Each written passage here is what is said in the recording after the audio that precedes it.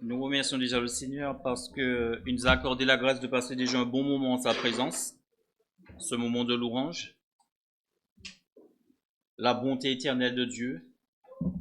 Et c'est vrai, nous servons un Dieu tellement grand et un Dieu tellement merveilleux. Et il mérite la gloire que nous lui avons donnée en ce matin. Puisse-t-il aussi bénir cette seconde partie. Alors je vais prier pour encore. Je crois que en ces temps où nous sommes parvenus, nous ne prions jamais assez. Mettons encore ce moment entre les mains du Seigneur. Seigneur, nous voulons encore te dire merci. Merci pour cette première partie.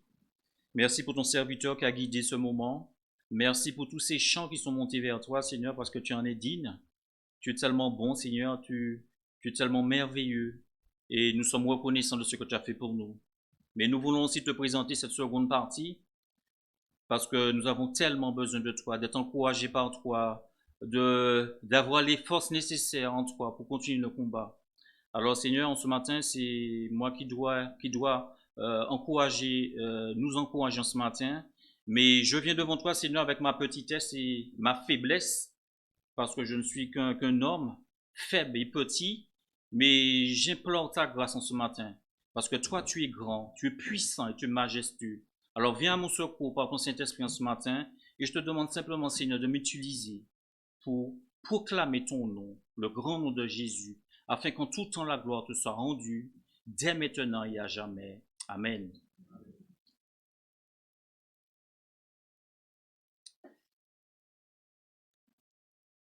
J'ai intitulé mon intervention de ce matin le temps qui passe. Aujourd'hui, nous sommes déjà le 15 septembre. Je vous apprends rien en vous disant cela, je sais. Il y a quelques semaines, peut-être que plusieurs d'entre nous étaient très heureux. Vous allez me dire pourquoi. Parce que c'était la fin du mois de juin.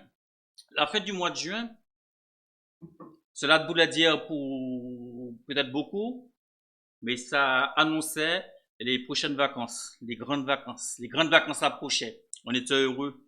Enfin, le mois de juillet va arriver. Enfin, le mois d'août. Ce sera les vacances. On va pouvoir se reposer. On va pouvoir se ressourcer. On va pouvoir profiter de la famille. Partir. Profiter un peu. Profiter un peu des vacances. Se reposer un peu.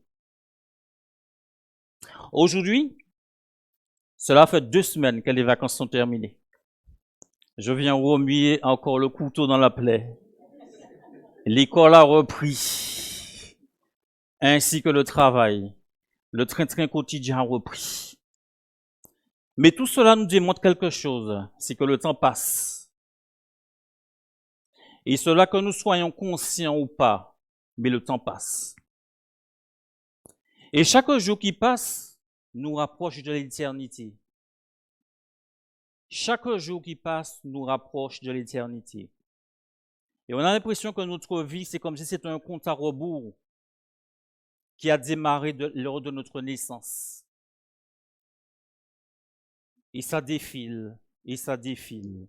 On peut même prendre l'exemple comment ça s'appelle? Le sablier. Et le sable coule, ça coule, ça coule. Le temps passe.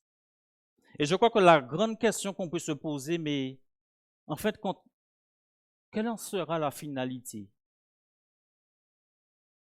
Vers quel but sommes-nous en route? Alors, les hommes instruits de notre temps, je veux dire les érudits, nous disent qu'il faut profiter de la vie au maximum. Parce qu'après la mort, vive la tombe, tout est fini. C'est sous cette terre, il faut aller à fond, il faut en profiter de la vie. Mais la Bible donne un autre message que celui que nos savants nous disent aujourd'hui. Que dit-elle par rapport au temps qui s'écoule rapidement? Que dit la Bible par rapport au temps qui s'écoule? Alors je vais vous inviter à lire un texte avec moi, un texte qui se trouve dans le Nouveau Testament, dans le livre de Romains, Alors, Romains 13, et je vais faire la lecture à partir du verset 11. Romains, le chapitre 13, à partir du verset 11.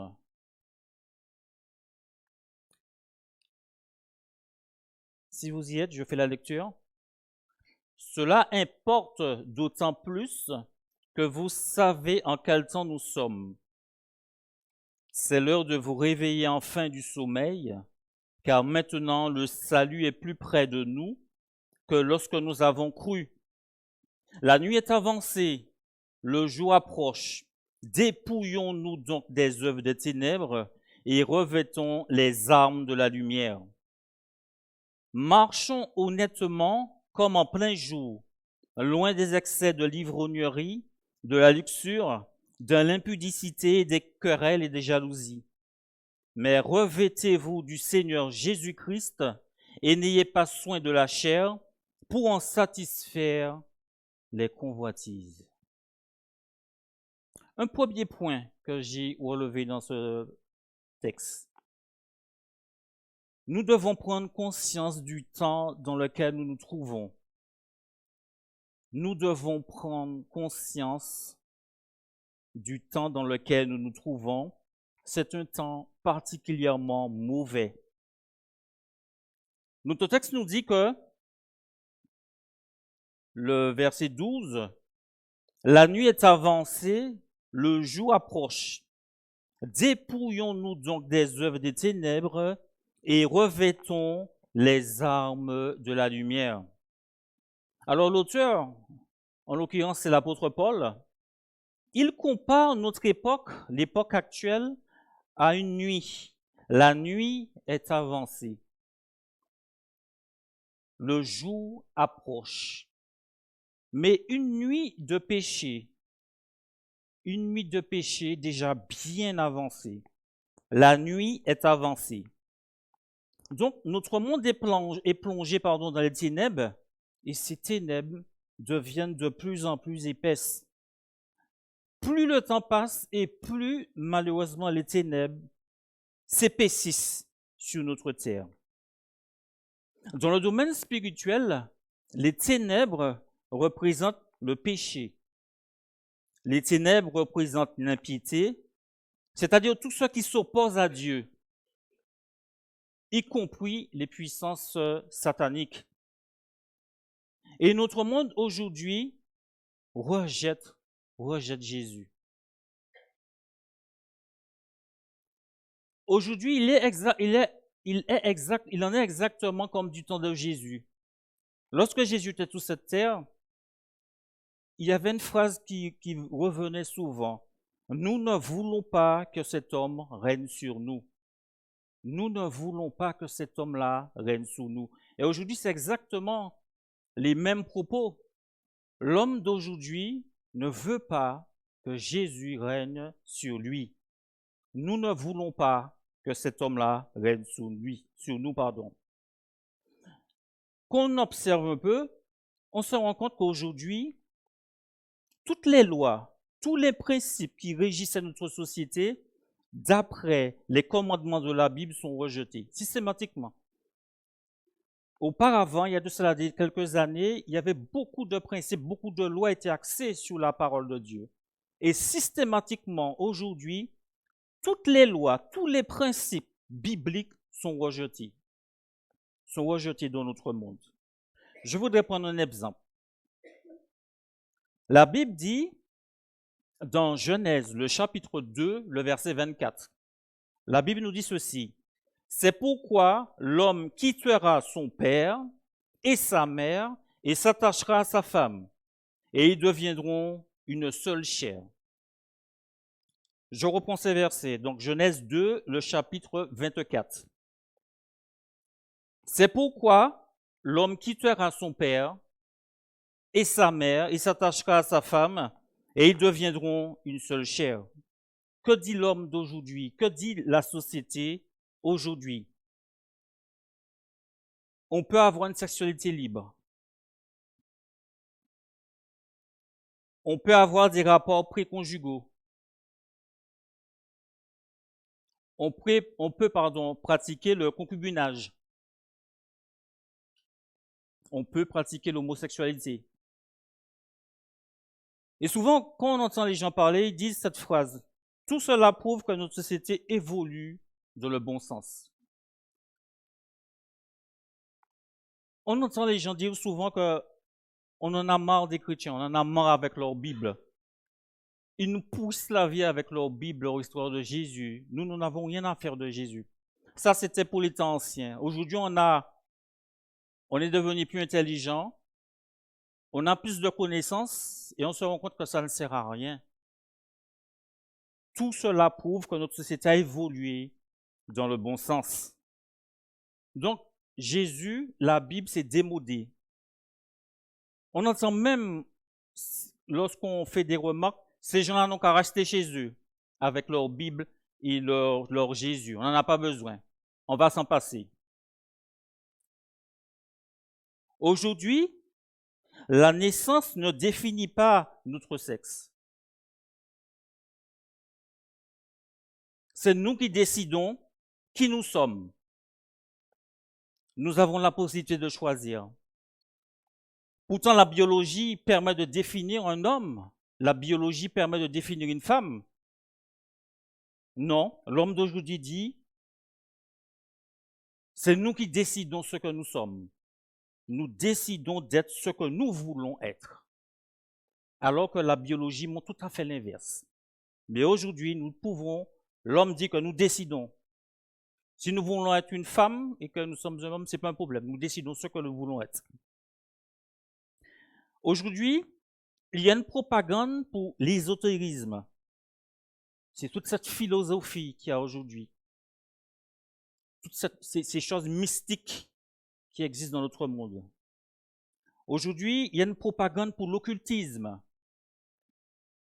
Je me rappelle que j'avais vu une émission à la télévision, envoyé spécial pour ne pas le citer.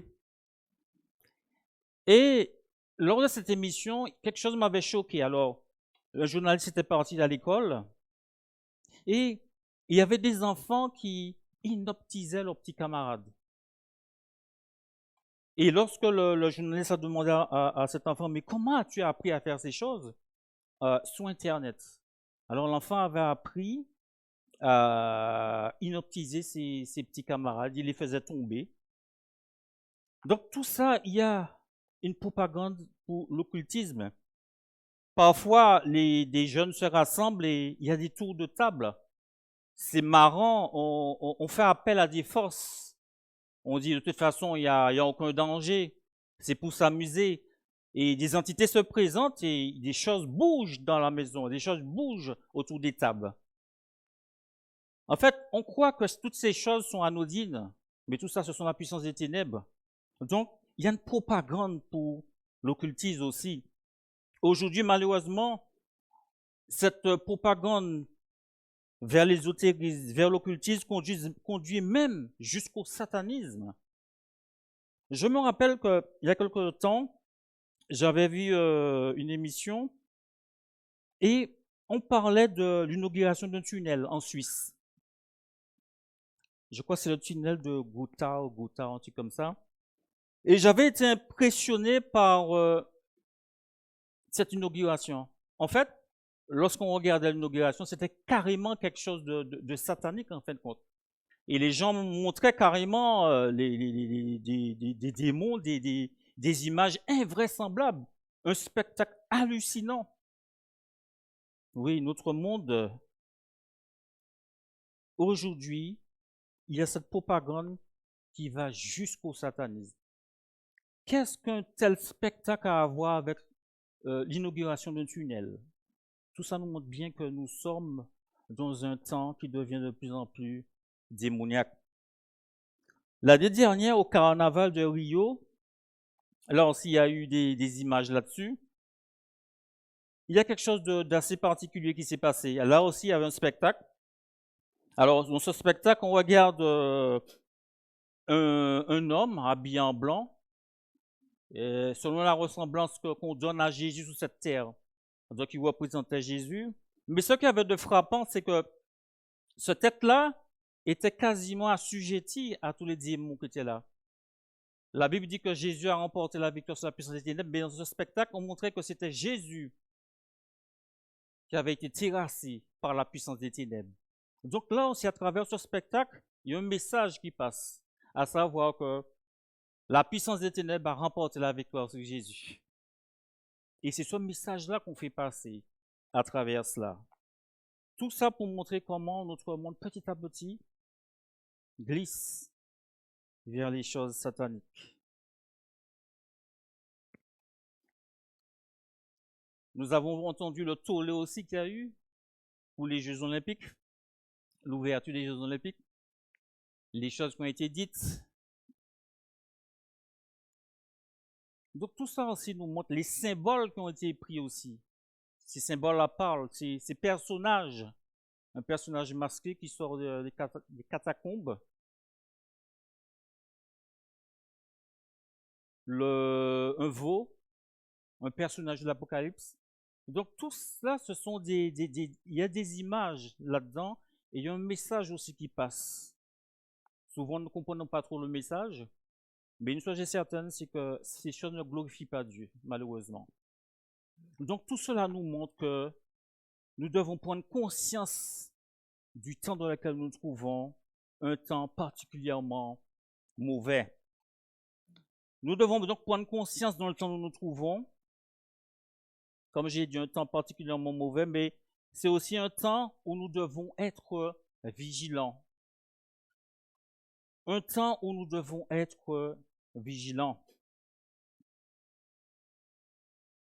Le verset 11, deuxième partie, nous dit « C'est l'heure de vous réveiller enfin du sommeil, car maintenant, le salut est plus près de nous que lorsque nous avons cru. » Prendre conscience du temps dans lequel nous nous trouvons, c'est un temps où nous devons être vigilants. Nous devons être vigilants, nous devons être sous nos gardes, parce que le temps de la grâce s'achève. Il nous faut mettre de côté toute, je vais dire, léthargie, toute indolence spirituelle, tout sommeil spirituel. Nous devons être éveillés et nous devons veiller. Nous devons être sous nos gardes. C'est l'heure de se réveiller enfin du sommeil.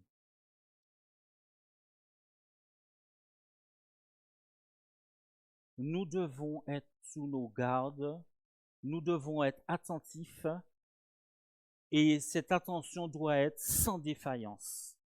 Notre attitude doit être sans défaillance. Je voudrais prendre l'exemple je sais qu'il y a beaucoup de conducteurs dans la salle, du conducteur. Lorsque nous sommes sous la route, nous devons être vigilants. Parce que si nous ne sommes pas vigilants, si nous n'avons pas les yeux rivés sur la route, malheureusement, nous allons finir dans le décor. Nous devons être vigilants lorsque nous conduisons. Parce que si nous ne sommes pas vigilants, malheureusement, nous n'allons pas arriver à destination.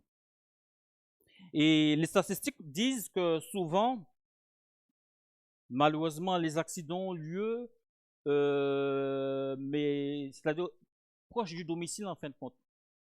Pourquoi? Parce que souvent, le conducteur, sa vigilance, il relâche la vigilance. Il baisse la garde parce qu'on est près de la maison, donc c'est bon, on est arrivé. Et puis malheureusement, parce qu'on n'est pas assez vigilant, on peut avoir un accident. Eh bien, cet exemple-là, on peut le prendre aussi dans la vie chrétienne. Nous ne devons pas nous laisser distraire par les choses de la vie, mais avoir cette vigilance accrue. Nous ne devons pas nous laisser distraire par les choses de la vie, mais avoir cette vigilance accrue. Dans 1 Pierre 5, le verset 8 et suivant, nous lisons ceci. « Soyez sobres, veillez. Votre adversaire, le diable, rôde comme un lion rugissant, cherchant qui il dévorera. Résistez-lui avec une foi ferme, sachant que les mêmes souffrances sont imposées à vos frères dans le monde. Mais c'est surtout cette phrase, soyez sobre et veillez, votre adversaire le diable rôde comme un lion rugissant. Donc, nous devons être vigilants, nous devons être sous nos gardes, parce que nous avons affaire à un ennemi terrible. Nous devons veiller et rester fermes dans la foi. Nous devons veiller et rester fermes dans la foi. Nous devons rester éveillés. Un deuxième point. Le temps de la délivrance approche et tout sera accompli par Jésus-Christ. Le temps de la délivrance approche et tout sera accompli par Jésus-Christ. Le premier verset que nous avons lu de notre texte, à savoir le verset 11, nous dit ceci. Cela importe d'autant plus que vous savez en quel temps nous sommes. C'est l'heure de vous réveiller enfin du sommeil, car maintenant le salut est plus près de nous que lorsque nous avons cru.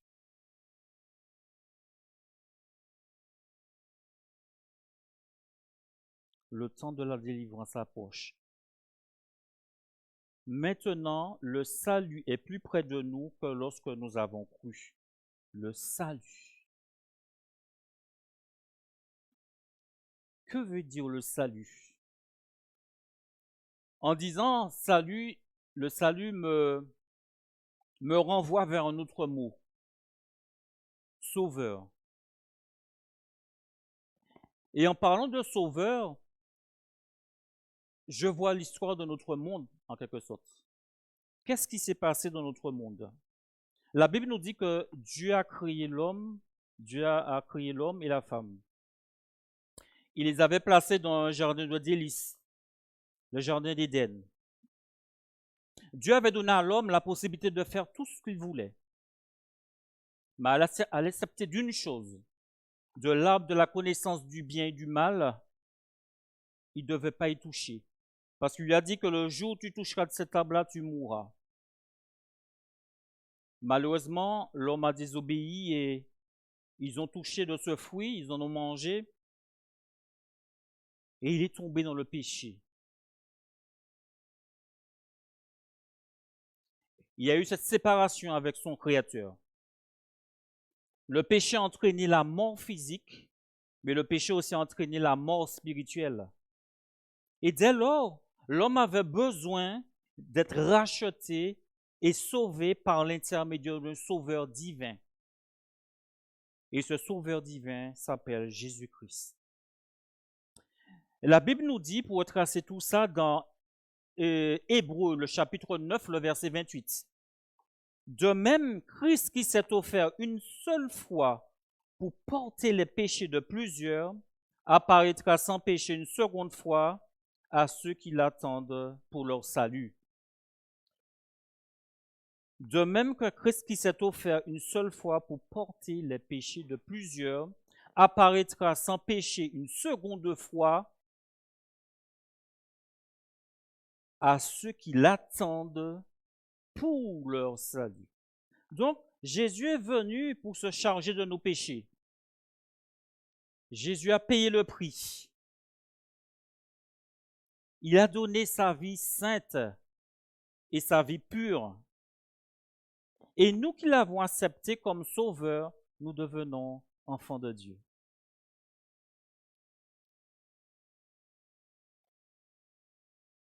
Mais ce qui est encore plus extraordinaire, c'est que il est venu une première fois pour nous délivrer de nos péchés. Mais il reviendra une seconde fois pour chercher ceux qui l'attendent comme sauveur. Et c'est ça le salut. C'est que nous avons été libérés de cette damnation éternelle. Et nous avons été pardonnés de nos péchés. Donc, le temps de la délivrance approche et tout sera accompli par Jésus-Christ.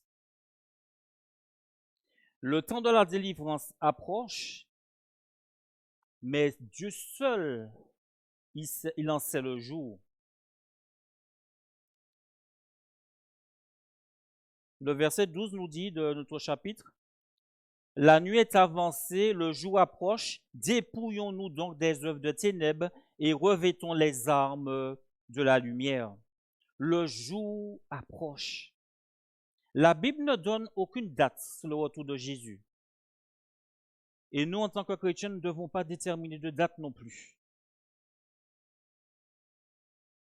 Je crois que le Seigneur n'a pas donné de date, c'est pour que nous soyons constamment prêts pour son avènement.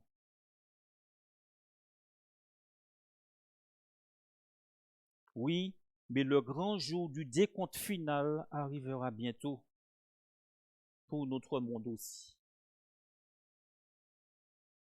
Et c'est vrai, comme j'ai dit tout à l'heure, nous vivons dans un monde qui ne se soucie pas de Dieu. Un monde qui ne se soucie pas de demain.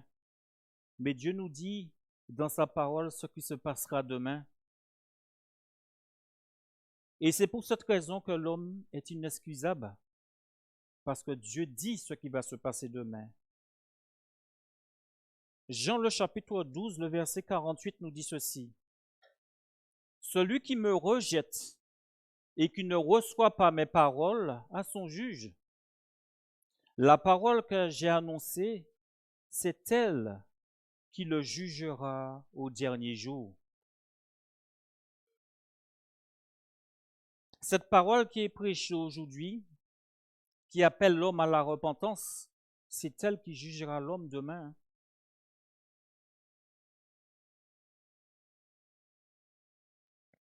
Dieu parle, Dieu dit ce qui va se passer. Et la Bible ne cesse de dire ce qui va se passer demain. Dans 2 Timothée, le chapitre 3, début du chapitre,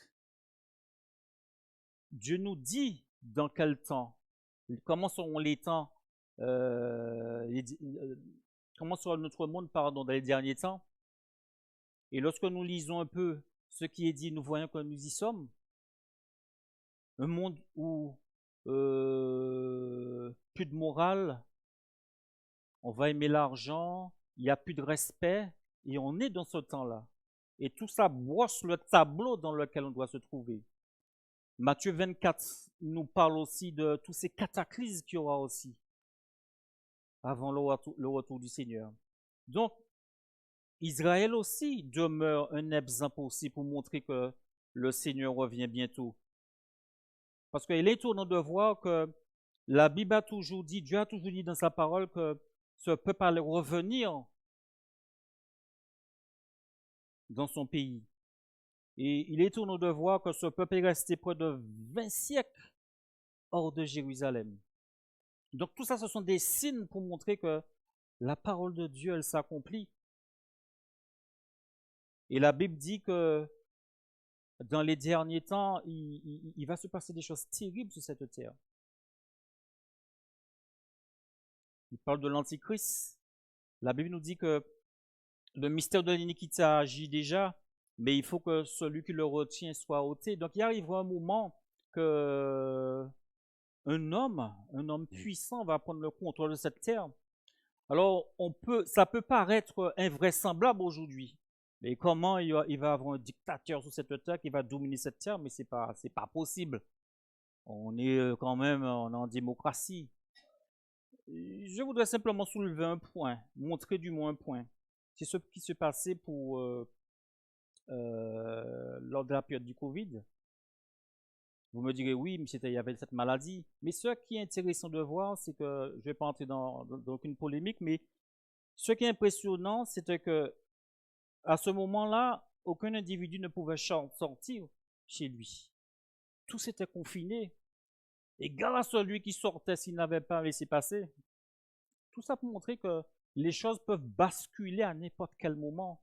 Et lorsque la Bible dit qu'il y arrivera un temps où un homme va dominer, ben ici, Dieu sait ce qu'il dit. Donc la parole du Seigneur s'accomplit. Donc la parole de Dieu doit être prise au sérieux. Celui qui va aller au ciel doit la lire Et plus encore, il doit la croire. Et plus encore, il doit l'accepter.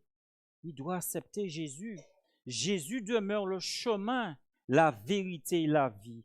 Et nul ne peut aller à Dieu sans lui. Jésus est le chemin, la vérité et la vie. Alors, une grande question peut nous être posée ce matin. Vers quelle destinée sommes-nous en route? Pour le croyant, il est en route vers la félicité céleste, nous dit la parole de Dieu.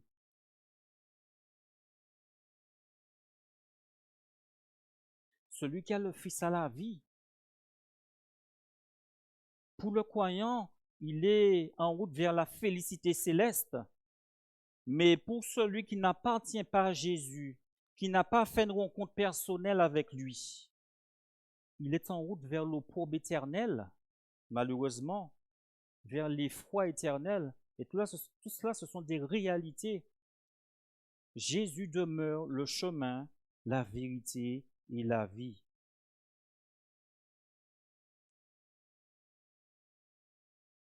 Troisième point. Nous devons marcher comme des enfants du jour parce que nous appartenons à Jésus.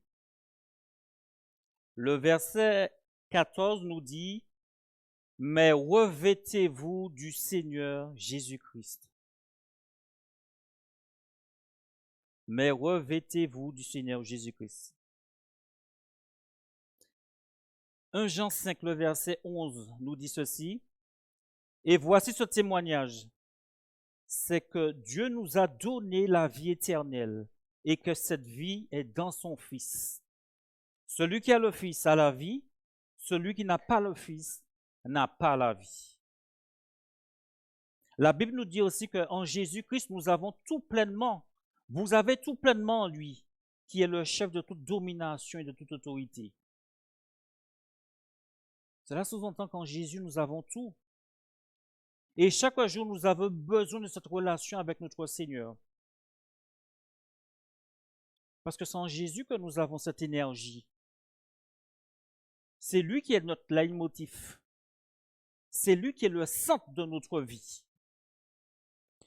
Et chaque jour, nous devons être transformés à l'image de Jésus. Donc, la vie éternelle se trouve en son Fils. La vie éternelle se trouve en Jésus-Christ. Et nous avons tout pleinement en lui. Cette vie que nous avons en Jésus-Christ, c'est la chose la plus extraordinaire que nous puissions expérimenter.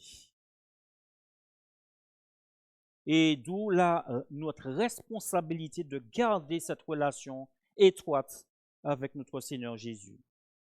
Rien ne doit faire obstacle à cette relation et à cette communion. Tout ce que nous avons besoin sur cette terre se trouve en Jésus-Christ. Avons-nous besoin de la patience? Demandons-la à Jésus. Avons-nous besoin de douceur? Demandons au Seigneur de nous rendre plus doux. Avons-nous besoin de force pour pouvoir avancer dans ce monde de ténèbres? Demandons-le aussi à Jésus. Parce que nous pouvons puiser toutes les forces nécessaires en lui parce que nous avons tout pleinement en Jésus-Christ. Tout ce que nous avons besoin se trouve en Jésus-Christ. Nous devons marcher comme des enfants du jour. Ceci aussi afin de parfaire notre sanctification. Le verset 14 nous dit, deuxième partie, « N'ayez pas soin de la chair pour en satisfaire les convoitises. » N'ayez pas soin de la chair pour en satisfaire les convoitises. La Bible nous dit que Dieu est 3 fois saint.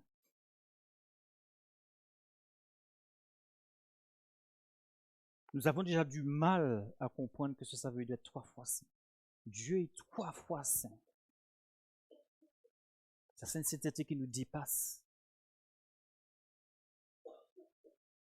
Et la Bible nous dit que nous aussi, elle nous dit que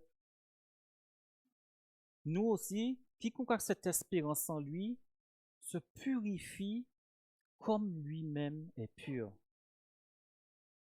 Quiconque a cette espérance en lui se purifie comme ce grand Dieu-là est pur. Cela sous-entend que notre Seigneur est saint et que nous aussi nous devons tendre vers cette sainteté. Un dernier verset, ce sera le dernier verset. Le Romains 6, le verset 13 nous dit ceci.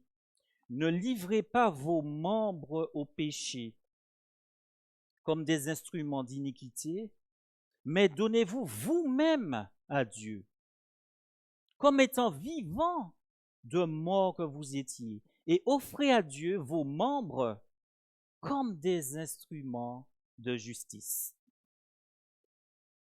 Ce texte nous démontre que notre consécration au Seigneur est une question de choix volontaire de notre part. En fait, on se rend compte que Dieu n'oblige jamais l'homme à faire ce qu'il ne veut pas faire.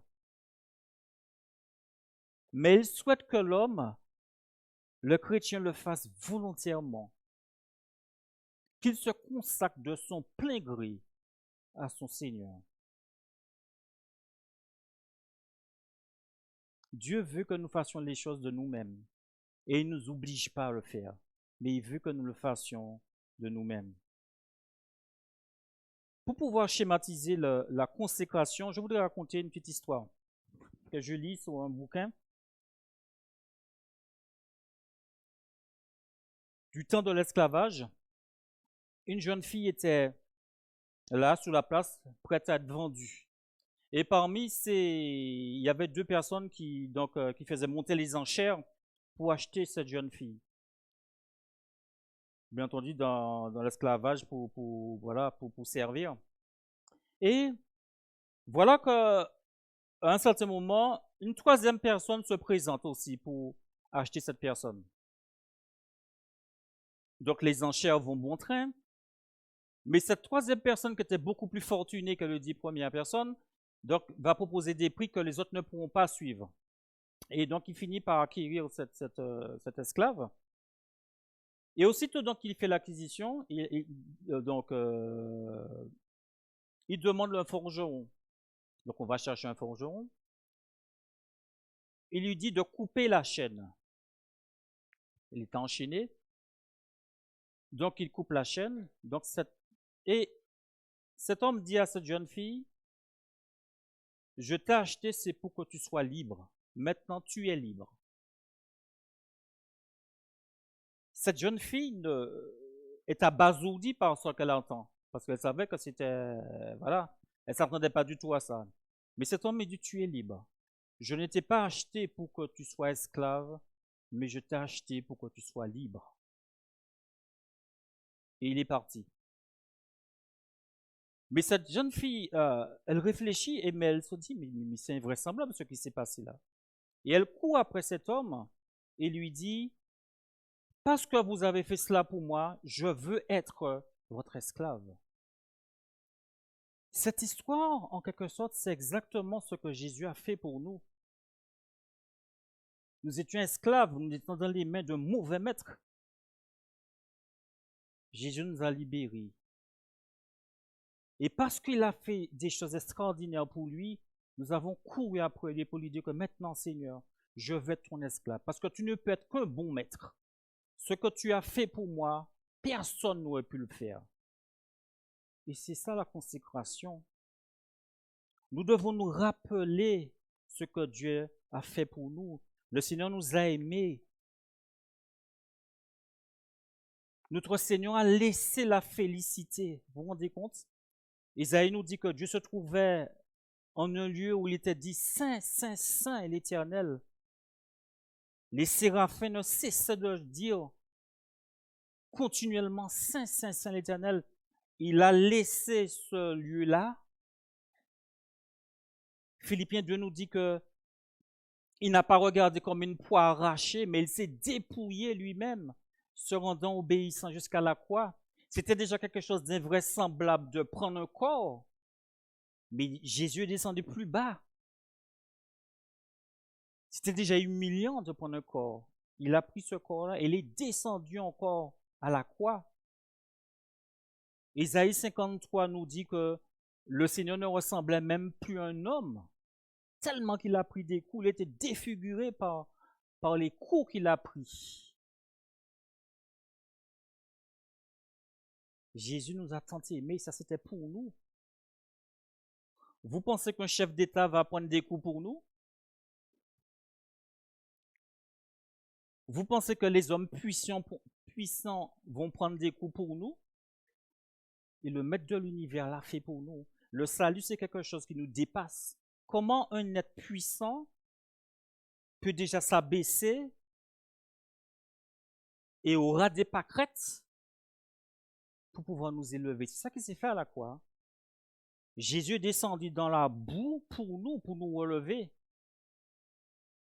Nous devons nous rappeler que Dieu nous a tant aimés, il nous a rachetés. Et ce qui est plus intéressant, c'est qu'il nous a élevés en Jésus-Christ. Éphésiens nous dit que maintenant, en Jésus-Christ, nous sommes assis dans les lieux célestes. C'est notre position en Jésus-Christ. Nous sommes assis dans les lieux célestes en Jésus-Christ. Et puisque nous avons goûté à ses compassions, puisque nous avons goûté à la miséricorde de notre Dieu, de notre Seigneur Jésus, qu'est-ce que nous devrions faire? C'est nous consacrer à lui et le faire pour toujours. Seigneur, tu en as trop fait pour moi. Je vais simplement reconnaître et consacrer ma vie à toi. Être ton esclave parce que tu es un bon maître. Jamais tu ne vas me maltraiter. Avec Jésus, nous ne serons jamais maltraités. En conclusion, donc, je dirais ceci. Le temps passe très vite et le temps passé ne revient plus jamais. Ce qu'on a connu dans le passé ne reviendra plus jamais. Ça, je l'ai vu après avoir laissé les Antilles, la Martinique. On revient en vacances et puis on s'attend à retrouver un peu ce qu'on a laissé quand on était un peu plus jeune, mais non, hein. C'est fini. Hein. On ne va jamais retrouver le cadre de vie, ce qu'on a vécu avant. Donc le temps passe très vite et le temps passé ne revient plus jamais. Le plus important, c'est d'avoir de l'espérance quant à notre éternité. Pour le chrétien, il sait qu'il sera avec son Seigneur pour l'éternité. Père, je veux que là où je suis, ce que tu m'as donné soit aussi avec moi, afin qu'il puisse voir ma gloire. Pour ceux qui n'ont pas encore accepté Jésus, la porte de la grâce est encore ouverte encore aujourd'hui. Venez à lui avant qu'il ne soit trop tard. La parole du Seigneur s'accomplira. Le Seigneur a dit que c'est aujourd'hui le jour du salut. Si vous entendez ma voix, n'endurcissez pas votre cœur. C'est aujourd'hui qu'on doit dire oui au Seigneur. La vie, malheureusement, ne nous appartient pas. Nous ne savons pas combien de temps nous devons vivre sur cette terre. Mais le Seigneur nous dit qu'aujourd'hui, si vous entendez ma voix, n'endurcissez pas votre cœur. Que le Seigneur vous bénisse. À lui soit la gloire. Amen. Je prie. Seigneur, nous voulons te dire merci. Merci, Seigneur, parce que tu nous donnes de l'assurance. Merci parce qu'avec toi, nous sommes plus que vainqueurs.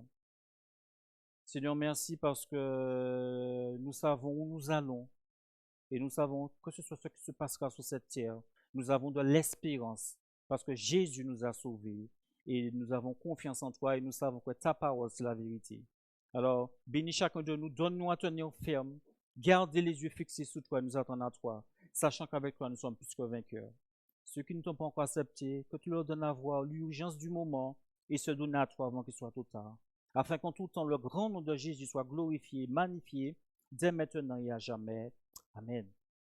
Que Dieu vous bénisse. Amen.